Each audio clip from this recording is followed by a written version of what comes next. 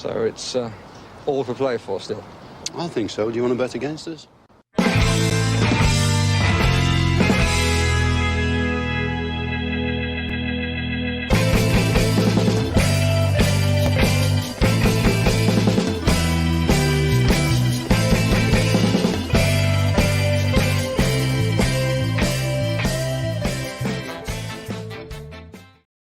Hello, Aston Villa fans. Welcome to For the Love of Pomegranate podcast on a day where it's been pretty much wall to wall rumor, transfer innuendo, potential, links to young players, links to young exciting players, and whether it be this man that we're going to talk about here, Charles de Ketelaere, from AC Milan, whether it be the Fabrizio Romano bomb that dropped with regards to Diaby, also Percy, two people that Aston Villa fans hold very dear with regards to rumours, and John Percy and Fabrizio Romano coming in there with the Diaby news recently of bids being rejected, second bids going in, getting closer to valuations, and then also John Percy coming out with Brendan Johnson, who's another exciting young player as well. Who I've spoken about Brendan Johnson here as well, and of the three players, he is the rawest of the three players that we've been linked to today. And while I'm not going to go into it with regards to him, I'm going to do a standalone podcast on him. As I say, they are three very, very mighty fine players to be linked to. Three players with oodles of potential. Diaby obviously being the player who has done it the most for the longest at the highest level. I think of those three, that's why it looks like he's going to command such a hefty fee. But obvious talent all over the place. And if these are the long term view signings that Aston Villa are looking to make to try and keep our position within the top seven, move into our position into a position in the top six, or even do what a Newcastle did and crash the party of the top four this season. Well, sign me up absolutely every summer, because it's great to be linked to players like this, and it's great to have it's great to be linked to players like this and think that there's a chance. Like, there's a chance with these guys, I think. João Felix, we spoke about last night.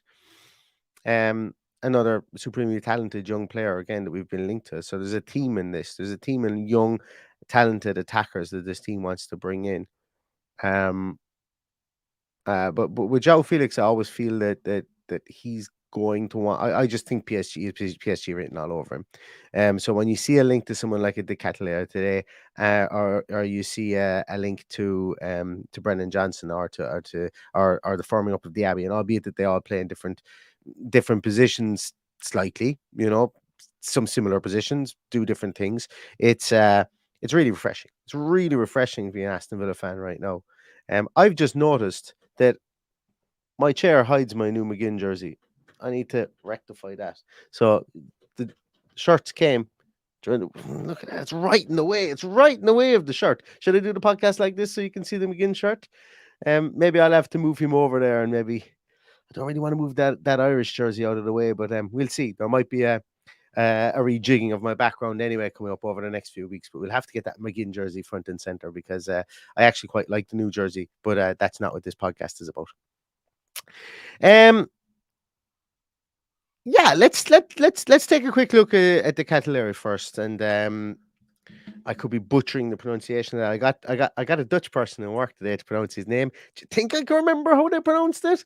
No, so I'm having a go off it, and if I'm offending the whole Dutch nation, then I do apologize. But so where do we kind of start with one of Europe's, realistically speaking, up to 6 months ago, one of Europe's hottest properties in Charles de Ketelaere, definitely the hottest property in Belgian football. Yeah, I suppose Lois Openda might have had a kind of an argument to make there, and he's gone on to move to Leipzig, which it looks like somebody who we are tentatively linked to, and I did a podcast on. He's moved to Leipzig for 38 million, the highest transfer fee that Leipzig, I think, have ever paid. Apparently, he would have a shout at that. But what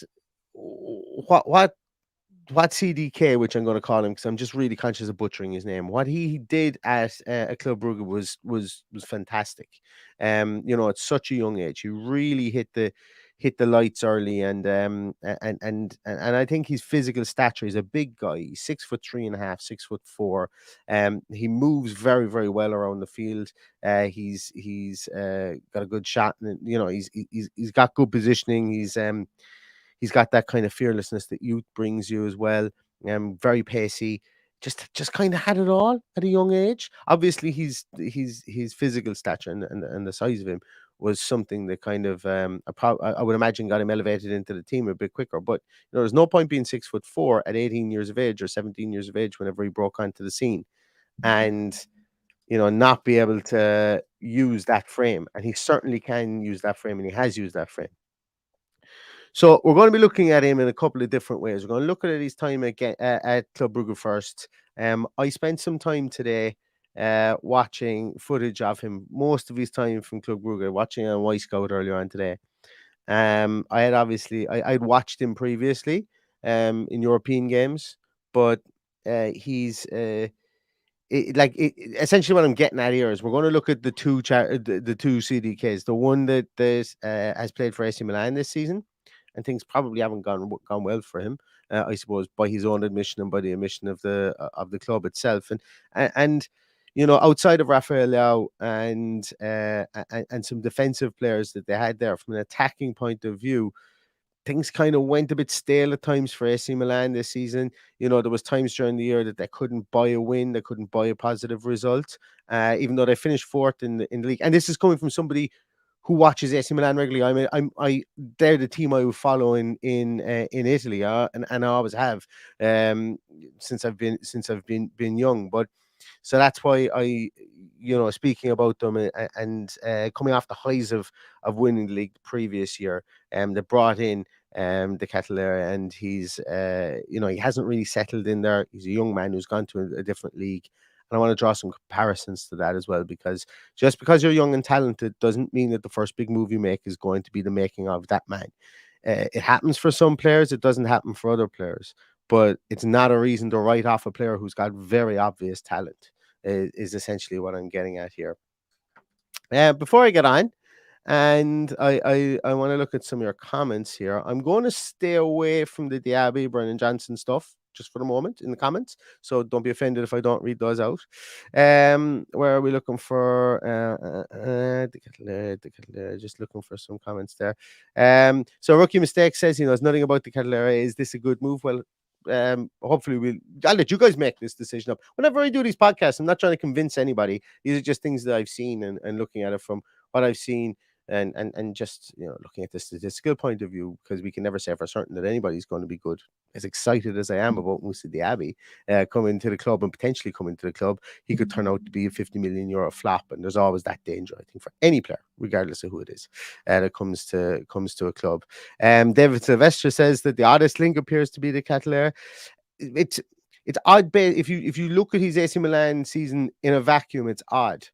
But as I say, 8 months ago, this would be seen as a blockbuster. Villa would have made European massive transfer news if they made this transfer, because he was seen as somebody who was and he still has that talent. 8 months out of or 12 months or whatever out of a very young kid's career isn't that it's not the breaking of him. And in fact, actually, the argument could be made when we look at this in a moment. He's actually gained more skills since he's gone to AC Milan. We'll look at that in a moment, but spoiler alert, that's kind of there's a potential to be made for that as well. A couple of people referencing his height as well. Yeah, 6.5, 6.5 feet, or 6'3.5", should I say, 6'4". Yep, he absolutely is as well. And there is no sugarcoating it, as Adam says there. He had a rubbish season for Milan. He didn't have a good attacking season for Milan, is what I would say. But he didn't have that impact season in his first season in Milan, for sure.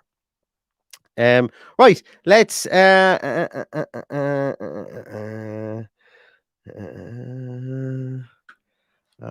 right. Sorry, I thought Liam, I thought you were making a joke about being in a club in Bruges, and That's why I was reading this comment before I put it up, because I wasn't sure if there was something else coming towards the end. But Liam says that he and a friend got trapped in Club Brugge a few years back, when we asked the security guard for an impromptu tour. They then locked all the gates behind us so we couldn't get out. That's why I was tentatively reading that before I popped up the screen in case there was anything that came at the end. There was a punchline. John Griffin asks a great point about this. What is CDK's best position? I don't know. I'm going to be really honest.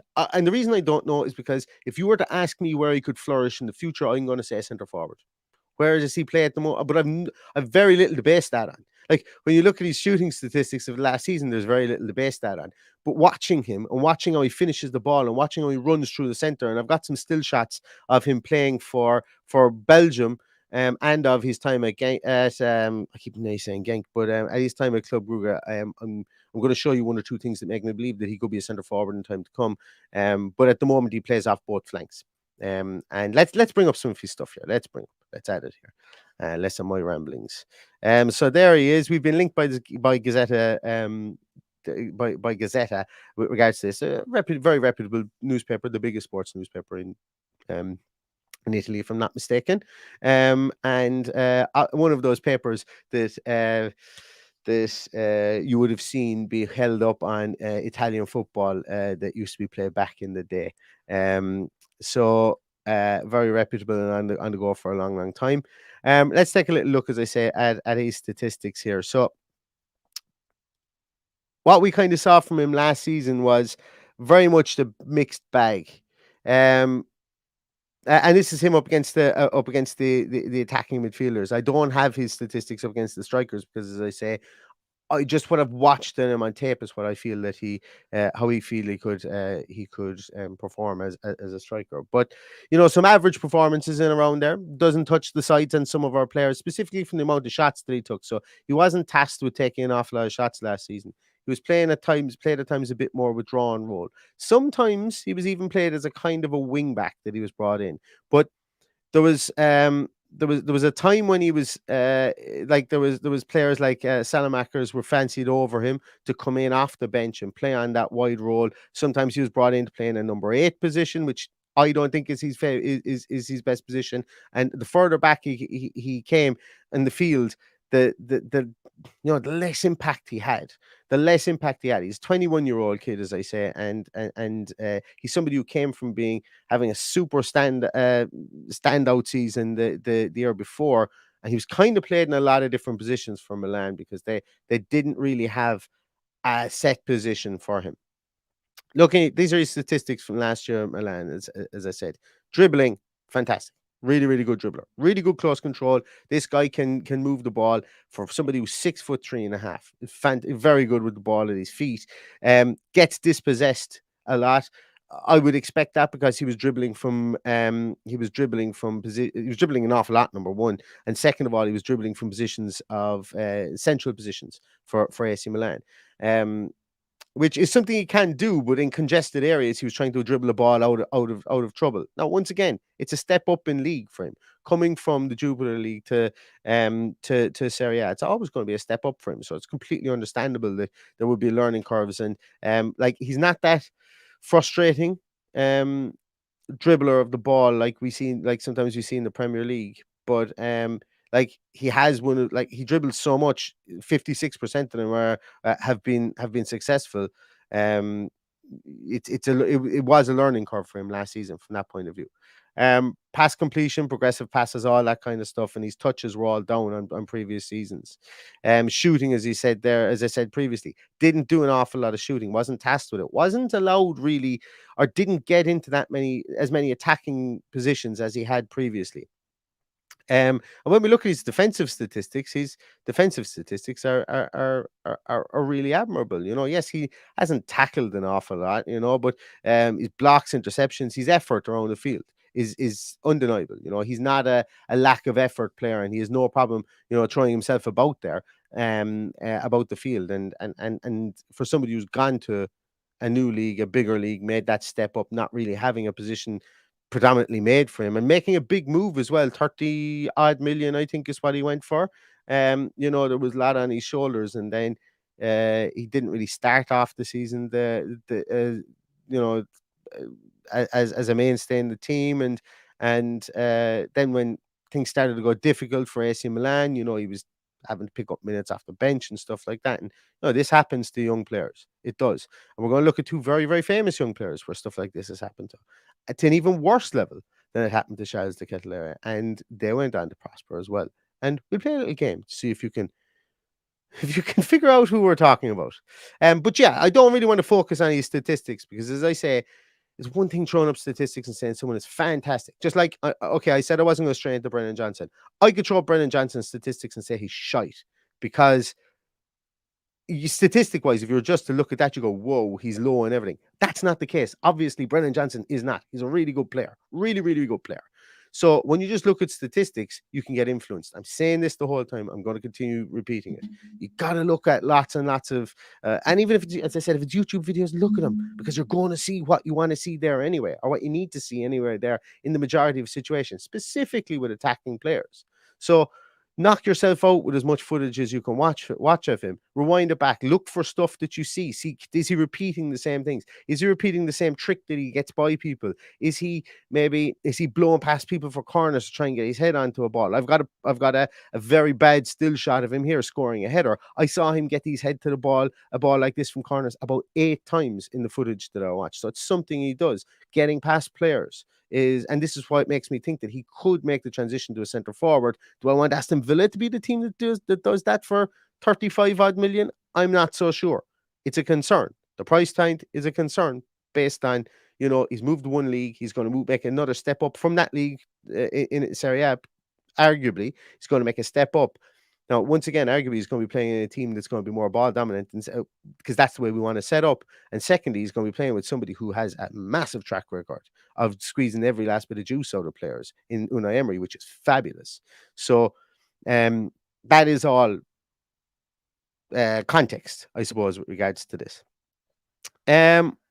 More comments there for anyone?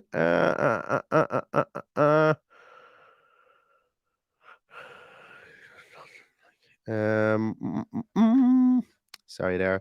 So let's take a little look at it here. So I mentioned that not every young player goes on to have their time in the sun, and every move they have is going to be absolutely fantastic. So mystery player number 1. So I made my big move to the Premier League in 2012-13 as a 22-year-old from the Bundesliga after having a breakout season. In the Premier League, I only started 2 games and registered 1 assist and was sold the following year back to the Bundesliga. I have since proved everybody wrong. Who am I? Get in the comments there and let me know who you think this player is. Anyone going to have a crack at who this player is? So I made my big move to the Premier League in 2012-13 as a 22-year-old from the Bundesliga after having a breakout season. In the Premier League, I only started 2 games and registered 1 assist and was sold the following year back to the Bundesliga. I've since proved everyone wrong. Who am I? Adam is in there with Kevin De Bruyne, and you would be 100% right. You would be 100% right. Kevin De Bruyne had a woeful time at Chelsea, lest we forget. And it's a time that, I think it does get pointed to what were Chelsea doing in that over those 2-year periods, over that 2-year period. Well, Kevin De Bruyne came to the Premier League, didn't work for him, went to another league, really built his star, and came back and then just destroyed the Premier League for years. Am I saying Charles de Ketelaere is going to be this guy? No, I'm not. I'm just using this to showcase that not every young player that makes their first big step up after the breakout season is going to have a trajectory that goes in a straight line upwards of progression. There's going to be troughs, there's going to be highs, there's going to be lows. That's kind of what I'm making this at. Yup, and the next one is the next player. I moved from the Swiss league to England in 2013-14. Prior to this, I had started to gain traction as a player with great speed. I was quickly discarded from the Premier League after 13 games and 2 goals and 1 assist, and rebuilt my career, and I've done quite well since. Who am I? Anyone know who this player is? I moved from the Swiss league to England in 2013-14. Prior to this, I'd started to gain traction as a player with great speed. I was quickly discarded from the Premier League after 13 games, 2 goals and 1 assist, and rebuilt my career, having done quite well since. Who am I? And I don't know whether John Steele was was mentioning that this was Salah, or whether he was just putting it out there that that Salah didn't set the world light at Chelsea, and that's exactly it. Chelsea let these two guys go when they were young, 22. I think De Bruyne was 22 and Salah was 22 as well, or maybe Salah was 21. They let them go. Salah went to Fiorentina, went from Fiorentina to Roma, Roma to Liverpool, and went on then to be one of the most prolific scorers in the Premier League. Am I saying that Ketelaere is going to be Kevin De Bruyne or Salah? No, I'm not. All I'm saying is trajectory of progression is not linear. That's basically it. And that's why I wanted to take a look at his time at Club Brugge. So when we look at his time at Club Brugge, when he played minutes and consistent minutes as well, he had some really good seasons, and albeit it's a lesser league.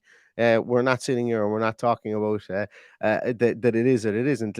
Let's not forget as well, we signed Samata from the Belgian league, who'd scored, I think it was 25 goals, comes to Villa, and while some of his performances were very effort like, he didn't hit the onion bag as much as we wanted him to, and then he went to Turkey, and I don't even know where he is now. I think he might be back in the Belgian league. But when we look at his statistics and we look at his heat map, you look at the heat map underneath his valuation here, it's very stark in comparison to the heat map that we saw in 2020, 2021. Here at the top for Club Brugge, we can see that he's played more on the left-hand side there that season, played on the right-hand side, and he scored 3 goals, had 4 assists. It was a real breakthrough season for him. He played all 5 Champions League games, and he actually scored 2 goals in the Champions League as well. So that is those 2,549 minutes. Yes, sorry, that was in the 2021 season, and he scored 2 goals in the Champions League that year as well. So at 19 years of age, playing in the Champions League, playing 5 games in the Champions League, that's a serious experience for him as well. Moving on to season 21-22, plays 3,221 minutes, 14 goals, 6 assists. His best season, spelt incorrectly there, to date. He played 6 Champions League games, assisted 1 goal, and it's that season that got him the move to AC Milan. So there's obvious talent there. 14 goals, 6 assists at 20 years of age. A lot of players, and to be playing 6 games in the Champions League, there is absolute talent here with this guy. We haven't seen it in Serie A, but that's not to say he's not going to go into another club. That's not to say he doesn't stay at AC Milan next season and have a banger of a season as well. It's all about context. So essentially, what I'm saying here is that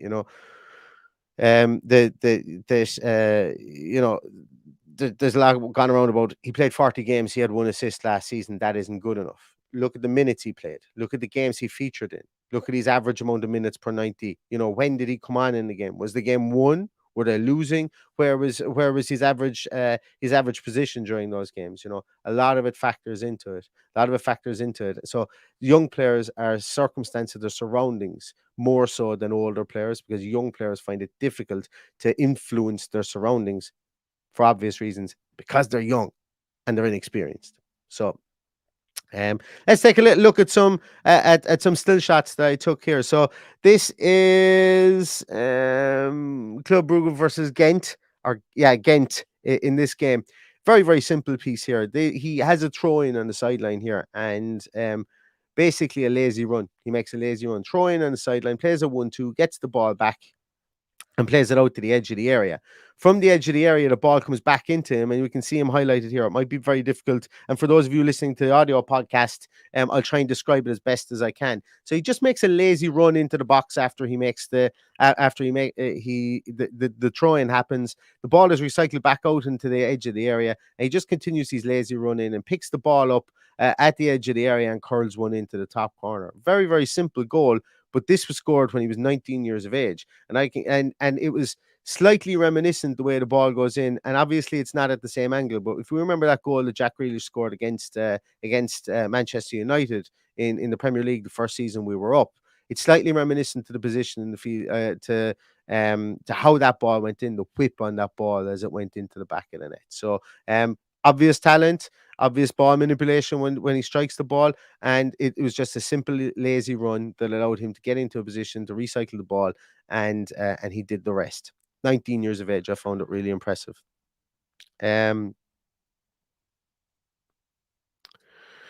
So this is another goal. This is where another goal actually in a different game against Ghent. This one's very difficult to see. So even you guys watching it on YouTube here, this is a goal that I spotted or that I saw, and this is actually the game where I saw him make this run a couple of times. So it's a corner from the left hand side. He starts off. He basically plays towards the front or towards the front of the 6 yard box towards front post, but there's about four Ghent players around him. 19 years of age again. What he does in this instance here is he blows past all four players, uses his strength, uses his 6'4" frame, gets to that near post and powers a header into the back of the net. Later on in this game, he does another one where he peels off, gets to the back post and puts one wide. Cross comes in later on, I think, in the game. He's at the back post again, jumps over a defender, gets his head to it, it just goes over the bar. You know, when I talk about this guy has the potential to maybe be moved into a centre forward position, not just because of his height, but obviously because of his height. You know, he has the robustness to be able to blow past players at 19 years of age and get his head on the ball. Which, to be honest with you, if we had a 19-year-old 6'4" winger that was doing that from corners and from crosses, we would all be raving about him. And it was impressive, albeit that the standard of play and the standard of the league is a bit lesser than would happen in the Premier League. He showed the relevant strength to be able to do it. And lastly, this is a goal here that he scored for Belgium against Italy. Courtois, so corner, he takes up a position on the penalty area as they're 2-0 down in this game, but he takes up a position on the penalty area. Ball comes in, Courtois takes it out of the air. He immediately starts to make his run, and Kevin De Bruyne peels out to the right hand side. So Courtois finds Kevin De Bruyne with a throw out, with throwing the ball out, and De Bruyne carries the ball forward, but the Ketelaere matches in pace-wise through the middle of the defence. As the Italian defence try to get back, the Ketelaere splits the two centre halves and draws the defensive midfielder infield to him, only to make a kind of a diagonal run, and Kevin De Bruyne slides a ball down the side, a beautiful pace, and the Ketelaere gets onto that ball near the 6 yard box, right on the corner of the 6 yard box, and as Donnarumma comes out to meet him, the Ketelaere coolly slides it between his legs. So he's made a run of about 110 odd yards to keep up with the play, keep up with Kevin De Bruyne, sold the defensive midfielder who was running back for a bag of onions with a diagonal run, and then has the cheekiness to slot it in between Donnarumma's legs. Fine goal. Fine counter-attacking goal. Showed his pace, showed his composure, and showed the ability to be able to move those feet at 6'4". So for me, it's just that to me was a real good goal. Try and find it online. You will see it. You'll see what I mean. Donnarumma does get a touch on it as it goes through his legs, but it beats him and goes into the back of the net. He had the composure to slot it in between one of the world's best goalkeepers' legs, and he was only 20 years of age. So, are Villa going to sign him? Don't know. Couldn't tell you. Can I see why Villa would be interested in signing him? Absolutely. I would see him. Why Villa would want to sign him. Physically, he's all there. He has the attributes physically. He's had good seasons under his belt. He's had a poor move that hasn't transpired for him. And I think if it comes down to cost once again, and it's okay to talk about moves coming down to cost, as opposed to coming down to talent. I think there's an opportunity cost in this one here, that he is a player that teams have wanted and been aware of for a long period of time.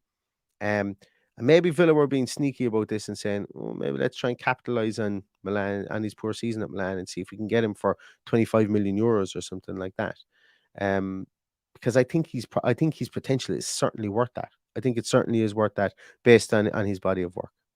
But if he signs for Villa, will he sign for Villa? Don't know. And as I say, but he's an interesting player and a very, very interesting link.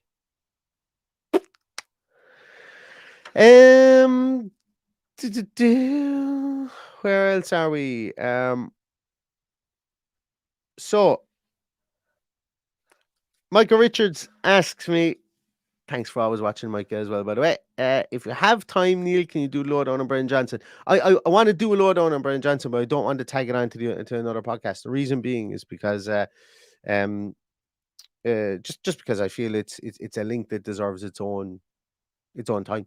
I suppose, really, because there's a lot of conversation about him. As I say, he's really, really talented, and it's okay to have observations on him as well to discuss. So I will do one. Do you know what? I might even record it directly after this and put it up tomorrow morning. It's not looking for extra likes or anything like that. I just want to take my time with it, and I don't want to rush through it, and I don't have any slides ready for it either. So there is that. But obviously, he's definitely somebody we will be talking about, because breakout player in the Premier League, and very young, 21 years of age, and the future of Welsh football. So of course we're going to talk about that for sure, for 100%.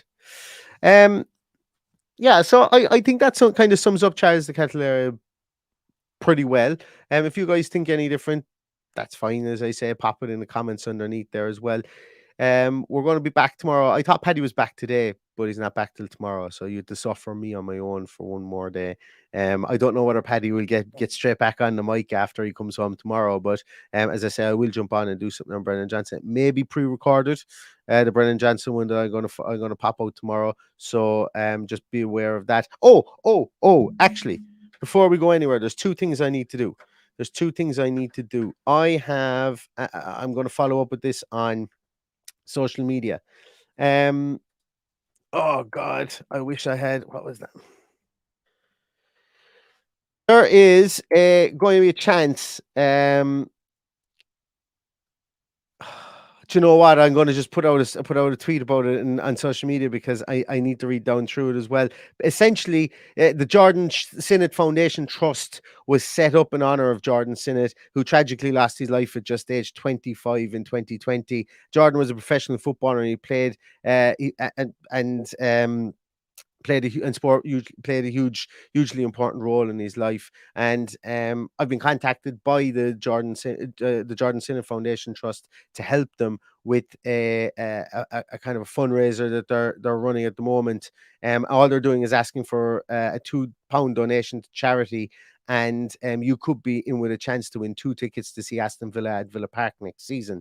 So as I say, I want to do it justice. I'm going to put out a social media post. If you guys could share it, retweet it around there. It's two tickets to Villa Park next season. I think it's for a very, very worthy cause as well. And I want you guys, as I say, you could be in a chance to win 2 tickets to Villa Park. And who wouldn't want 2 tickets to go to see this team, because they're going to be absolutely humming underneath Unai Emery next season. So that's the Jordan Sinnott Foundation. Look out for social media. I will pop something up on social media about that later on this evening as well. Now, the other thing I wanted to talk about was, and where are they gone to? Here they are. As you know, here in the For the Love of Paul McGrath podcast, we are partial to a hat now and again. And thank you to all of you people who've bought a woolly hat from us. We still have some woolly hats available on our website. You can go and you can purchase them there, and I will personally post them now that I have stopped my supplier or my distributor from posting them, because found out one didn't go out for like 3 weeks. So I now personally post them. But we also have other hats. And there might be a small bit of sun coming for the rest of the off season. But we have a small selection of bucket hats on the podcast. Oh, this one's actually really big. So if you guys are interested in a For the Love of Paul McGrath bucket hat, give us a shout. They'll be up in the website soon. So we got a couple of them in there. Paddy actually took one on his hollybobs. He sent me a load of photographs with it on. So if you guys are interested in that, they do fit the larger head. I will be honest with you on that one. They do fit the larger head. So if you are like myself and you are a bit of a fat head, that's definitely the hat for you. But it will be up on our website soon if you guys are interested, and we'll get those out to you as well. So just said a bit of crack with we get in some bucket hats. Some of you might be going on to the tour in the States. So if you want them, we would get them to you prior to you going on tour. Keep your your noggin sunburn free when you get over to the United States. That's for sure. So that's really it for me. Thank you so much, everybody. And that's a small piece on Charles de Ketelaere. And hopefully, as I say, you guys will go and watch him and make up your own minds as well. But we'll do a small bit on Brennan Johnson. It'll likely be out tomorrow. And as I say, as I'm talking now, I can imagine it's going to be pre-recorded because I won't be able to pop on tomorrow night at 9:30. But we will see you later.